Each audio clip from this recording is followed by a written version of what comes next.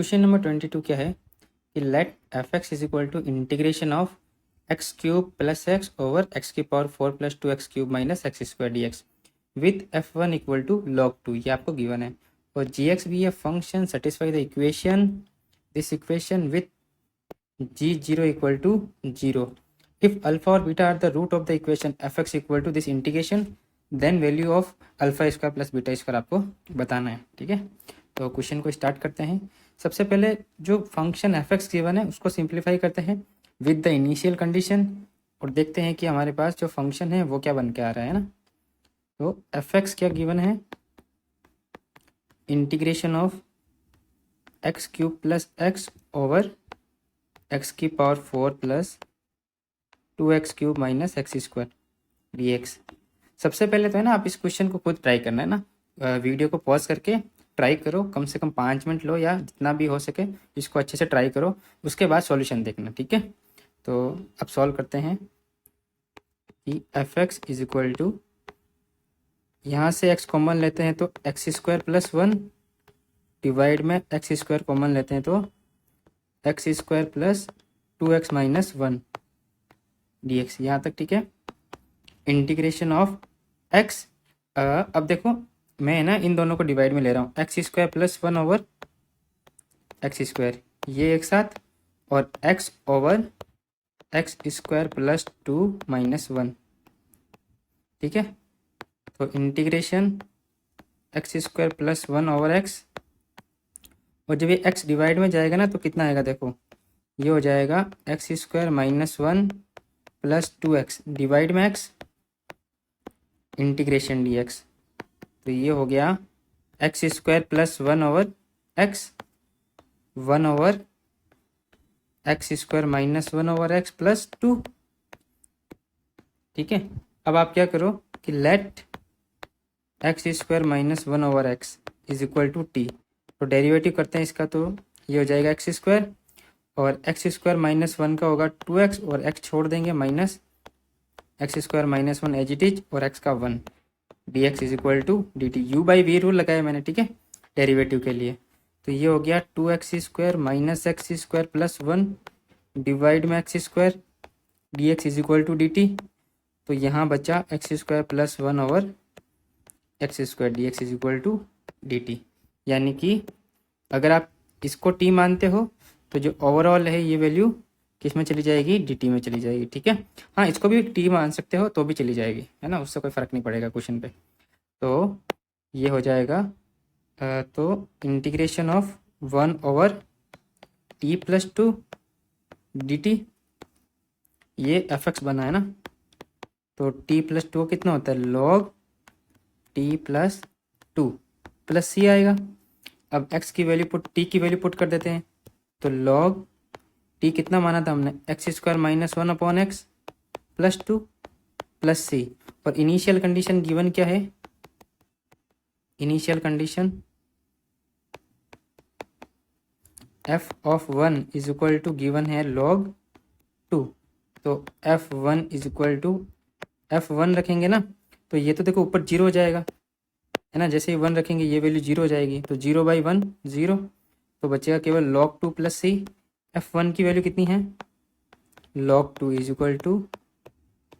log 2 plus C, C की value कितनी आ गई 0, जैसे सी की वैल्यू 0 आई तो फंक्शन की वैल्यू कितनी हो गई, log x square minus 1 over x plus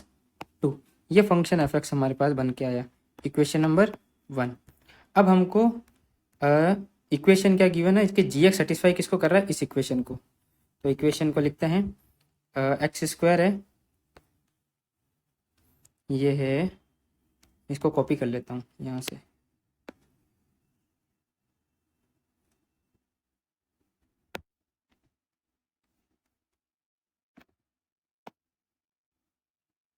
ये इक्वेशन गिवन है ना। अब देखो, तो इसमें क्या करूँगा, मैं मल्टीप्लाई कर दूँ एक्स स्क्वायर का अंदर, तो x square G dash X का whole square minus x square जी एक्स का whole square plus 2x G X जी डैश एक्स प्लस 1 प्लस जी एक्स का होल स्क्वायर इक्वल टू 0। तो अब हो जाएगा ये X square G dash X का whole square plus 2x G X जी dash x plus ये हो गया जी एक्स का whole square equal two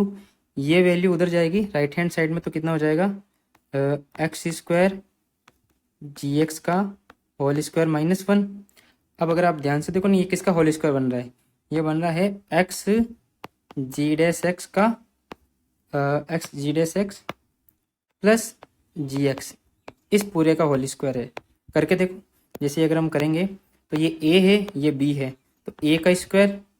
plus b का स्क्वायर प्लस 2 इंटू ए, ये ए इंटू बी, ठीक है। तो ए प्लस बी का होल स्क्वायर बन रहा है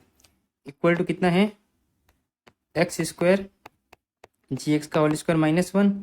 तो हो जाएगा x ji dash x plus ji x is equal to under root में एक्स स्क्वायर जी एक्स का होल स्क्वायर -1। ये देखो डिवाइड में आएगा तो बनेगा एक्स जी डैश एक्स प्लस जी एक्स, डिवाइड में इसको लिख सकता हूँ मैं एक्स जी एक्स का पूरे का whole square -1 is equal to 1 बचेगा। बोथ साइड इंटीग्रेशन करेंगे, both side integration, both side integration करेंगे तो कितना आएगा एक्स जी डैश एक्स प्लस जी एक्स ओवर अंडर रूट में एक्स जी एक्स का whole square -1 d x is equal to integration of 1 d x, ठीक है। अब अगर आप ध्यान से देखो इसको टी मानूँ तो ये पूरी ऊपर वाली वैल्यू डी टी में निकल जाएगी, यानी कि let x g x is equal to t, तो एक्स को छोड़ा तो इसका जी डैश एक्स प्लस जी एक्स को छोड़ा एक्स का डेरिवेटिव 1, ये हो गया d x is equal to D T, तो पूरी वैल्यू डी टी में चली गई, तो integration of d t over under root में t square -1 equal to 1 d x. तो इसका जानते हो आप कितना होता है sine inverse t equal to x plus सी, और टी की वैल्यू वापस पुट कर दो तो sine inverse x g x is equal to x plus c. Initial condition क्या है, इसमें भी इनिशियल कंडीशन थी ना, इनिशियल कंडीशन कि g zero is equal to zero, जैसे पुट करेंगे जी जीरो, यहाँ जीरो हो गया तो साइन इनवर्स जीरो जीरो होता है, यहाँ भी जीरो, इसका मतलब c equal to zero, c equal to zero आ गया तो वैल्यू कितनी आ गई sine inverse x g x is equal to x आ गई, तो x g x is equal to कितना आ गया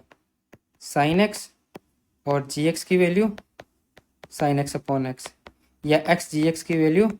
या एक्स जी एक्स की वैल्यू साइन एक्स आ गई, ठीक है। ये हमारे पास आ गई। अब हमको निकालना क्या है, दोनों वैल्यूज आ गई, एक्स एफ एक्स भी आ गई जी एक्स भी आ गई। ये जो इक्वेशन है इसके रूट्स हैं अल्फ़ा और बीटा, ठीक है, इसके रूट्स क्या हैं अल्फ़ा और बीटा, तो इसको हम ले लेते हैं साइड में कॉपी।